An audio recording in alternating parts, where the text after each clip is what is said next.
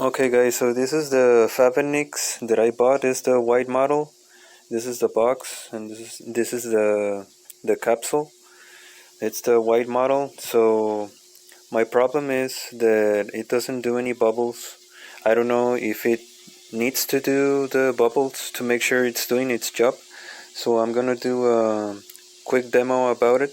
So I'm gonna turn it on. Gonna leave it there with some fruits. And I already tried this before, and it doesn't do anything that it's like letting you know that it's doing its job. So what it's doing is just the blue light inside the body and the green light from the power, but it doesn't do any bubbles or something. So that's my concern right now.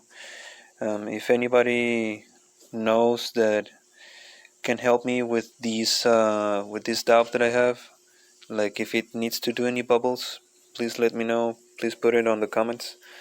I mean, everything else seems to be good, the packaging and everything, but what I care about is the device, not so much the packaging.